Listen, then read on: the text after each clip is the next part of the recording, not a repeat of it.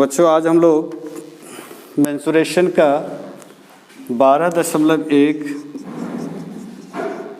2 के प्रश्न संख्या 5 तक हम लोगों ने देखा था। आज प्रश्न संख्या 6 और 7 को देखेंगे। आप लोग के बगल वाले स्क्रीन पर प्रश्न लिखा हुआ है, आप उस प्रश्न को देखेंगे और मैं यहाँ पर उसका सॉल्यूशन एक एक करके बताऊँगा। तो जैसा कि 6 नंबर सवाल है कि 2 विभिन्न रंगों के कपड़ों के 10 त्रिभुजाकार टुकड़ों को सीकर एक छाता बनाया गया और प्रत्येक टुकड़े के माप 20 सेंटीमीटर, 50 सेंटीमीटर और 50 सेंटीमीटर है। तो छाते के प्रत्येक रंग का कितना है? तो 10 त्रिभुजाकार है सी करके 2 विभिन्न रंग से, तो छाते के प्रत्येक रंग का, ठीक है। तो आपने छाता देखा होगा इस प्रकार। अगर हम छाता के एक साइड से अगर हम चित्र को देखेंगे तो इस तरह से होता है। इसमें कहा जा रहा है कि 2 रंग के 10 भाग हैं, 10 इस तरह का त्रिभुजाकार पट्टी है जिसमें से 50, 50 और 20 सेंटीमीटर का है। तो इस 50, 50 और 20 सेंटीमीटर वाले भाग का 2 रंगों का है। तो इसका मतलब क्या हो गया कि जैसे आप देखे होंगे छाता में कि एक ब्लैक, दूसरा blue, black blue, black blue, इसी तरह से हो सकता है white red, white red, white red, यानी 2 कलर का, अल्टरनेट कलर करके। तो 2 कलर के जो है पट्टियों से जो है इस छाता को तैयार किया गया। 10 पट्टी है, तो प्रत्येक रंग के पट्टियों का क्षेत्रफल निकालना है कि छाते में प्रत्येक रंग का कितना कपड़ा लगा। चलो देखते हैं प्रश्न से। छाता में कुल 10 पट्टी है और 2 रंगों के कपड़ों का उपयोग किया गया है।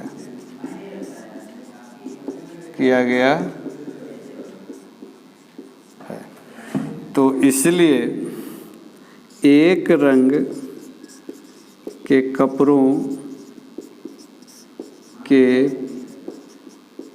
पट्टी की संख्या 5 होगी। अब एक पट्टी जो त्रिभुजाकार है की विमा A बराबर 50, B बराबर 50, C बराबर 20। अब इसकी मदद से हम लोग फिर अब सरल हो गया कि आप क्या करें, S यानी कि अर्ध परिमिति निकाल करके त्रिभुज का क्षेत्रफल निकालें और चूँकि ये एक पट्टी का होगा तो 5 से गुना कर देंगे, तो जो है 5 पट्टी यानी किसी एक रंग का उतना क्षेत्रफल निकल जाएगा जो सवाल में मांगा जा रहा है। तो S बराबर क्या हो गया, A plus B plus C by 2, यानी 50 प्लस 20 बाय 2, तो 120/2 यानी 60 सेंटीमीटर। तो 60 सेंटीमीटर का हो गया अर्ध परिमिति। अब इसकी मदद से हम लोग इस भाग का क्षेत्रफल निकालेंगे।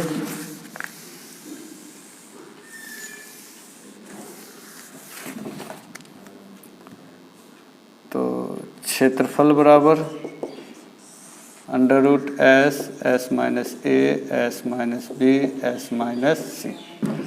तो 60 माइनस 50, 60 माइनस 50 और 60 माइनस 20। इस प्रकार से हम लोग देखते हैं कि 60, 10, 10 और 40। अगर इसको हम लोग तोड़ेंगे तो 10 गुने 2 गुने 3, 10 गुने 10 गुने 10 गुने 2 गुने 2, ये हो गया 60, ये 10, 10 और ये 40। अब इसमें से पेयर 1 2 3 4, तो आधा यानी 2, 4 2 का देखते हैं 1 2 3 यानी 2 ही, 1 बाहर निकलेगा, 3 भी अंदर में रह जाएगा, तो 3 दूनी 6, तो 10 दाएँ के 200√6 सेंटीमीटर स्क्वायर हो गया एक भाग का। तो अब हम लोग को उसमें से एक रंग के कपड़े का यानी कि 5, बस आंसर हो गया कि अतः एक रंग वाले कपड़े का क्षेत्रफल बराबर 5 गुने 200√6 यानी 1000√6 सेंटीमीटर स्क्वायर। तो ये प्रश्न संख्या था 6। अब हम लोग 7 में देखेंगे। आप लोग निश्चित रूप से पतंग उड़ाते होंगे और गुजरात का सबसे महत्वपूर्ण पर्वों में से एक पतंगबाजी होता है। तो पतंग का अपना ही एक मनोरंजक है। तो ये है पतंग। इस पतंग में जो है 3 भाग है, जैसा कि इस चित्र में दिख रहा है। ये वाला भाग रंगा हुआ है पहला, फिर दूसरा और ये फिर रंगा हुआ है तीसरा भाग। इस तीनों भागों का जो बीमा है वो इस प्रकार से है कि वर्गाकार है ये। तो वर्गाकार का अर्थ ये हो गया कि ये वर्ग है और इसका विकर्ण दिया हुआ है त्रिभुज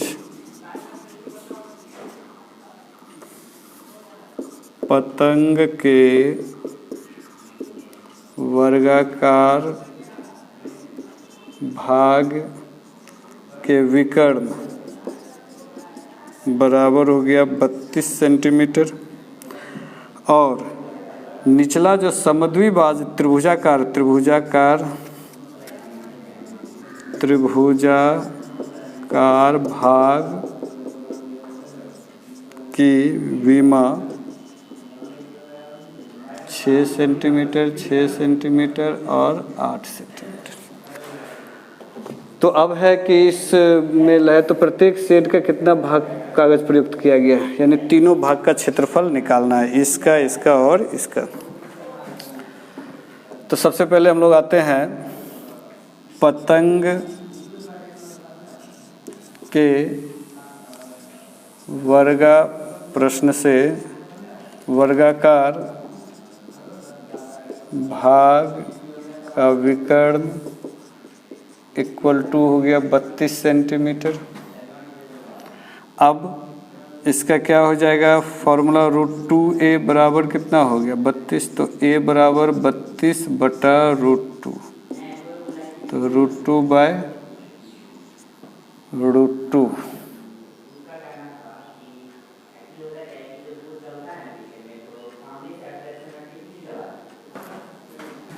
तो हो गया 32√2/2 यानी 16√2 सेंटीमीटर निकल गया भुजा।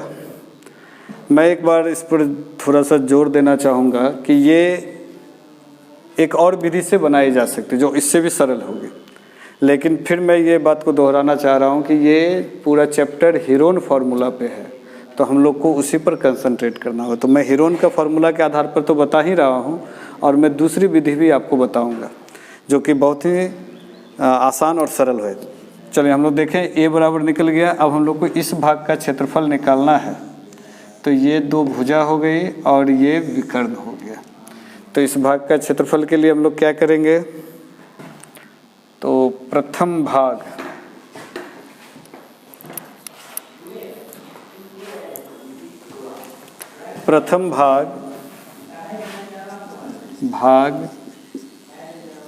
की भुजा a बराबर 16√2 सेंटीमीटर, b बराबर भी 16√2 सेंटीमीटर और c बराबर 32 सेंटीमीटर। मतलब ये हो गया 16√2, ये भी 16√2, ये भी 16√2 और ये कितना 32 और ये भी कितना हो गया 32, ये 6 और ये 8।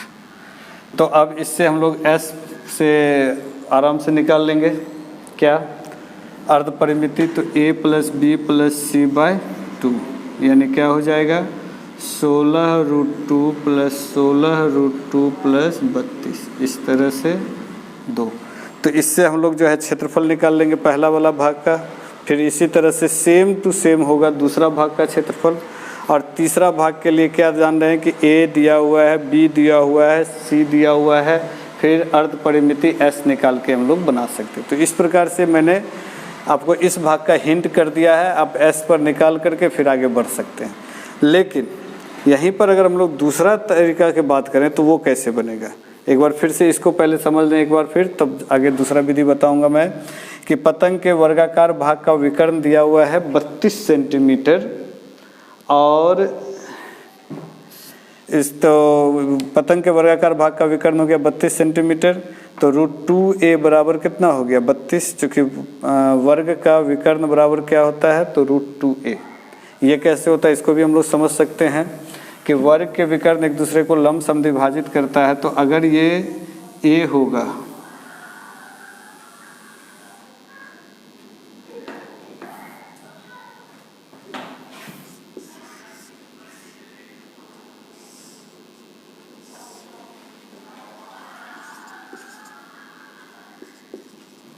तो ये अगर हम लोग वर्ग का विकर्ण देखते हैं तो ये एक 90 डिग्री है, तो ये a और ये भी a, तो a और a का स्क्वायर क्या हो गया है a square plus a square root के अंदर, तो √2a स्क्वायर, तो √2a, तो वही √2a है बराबर कितना हो गया 32, तो a बराबर क्या हो गया 32 बाय √2।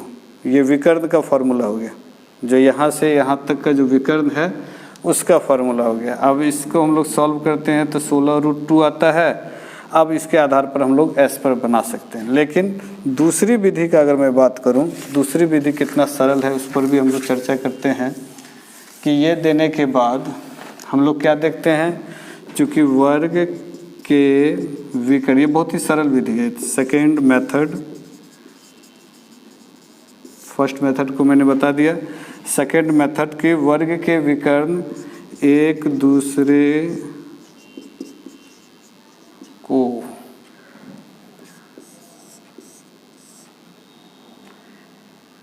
दूसरे को समद्विभाजित करते हैं। उस आधार पे अगर बनाएंगे तो 16, 32, 8 दूनी 16, 8 24, 25।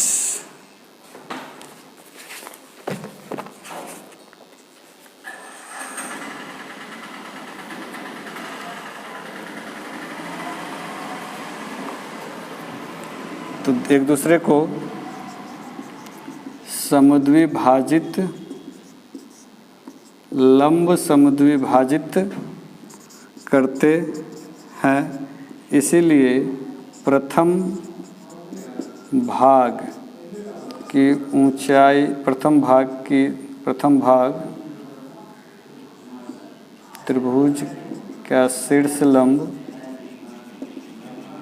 बराबर हो गया 32 का आधा यानी 16 सेंटीमीटर, ये इसका आधा 16, और आधार बराबर 32 सेंटीमीटर। तो क्षेत्रफल बराबर क्या हो जाएगा 1/2 आधार गुना शीर्षलंब, तो 8, 8 दूनी 16, 8 तिया 24, 1 25। तो इस तरह से इसका 256 निकल गया, सेम टू सेम 256, और इसका भी हम लोग एस पर निकाल सकते। तो ये एक सरल तरीका हो गया। तो आप लोग जिस विधि को भी समझ में आए उस विधि का आप लोग सॉल्व कर सकते हैं। तो आज के लिए इतना ही। हम लोग अगले क्लास में मिलेंगे जब हम लोग के पास इस चैप्टर का आखिरी 2 सवाल होगा, और उसको बना करके हम लोग इस चैप्टर को समाप्त करेंगे और 13वां अध्याय में प्रवेश करेंगे। तो घर में रहें, सुरक्षित रहें और बेहतर कल की आशा करें। धन्यवाद।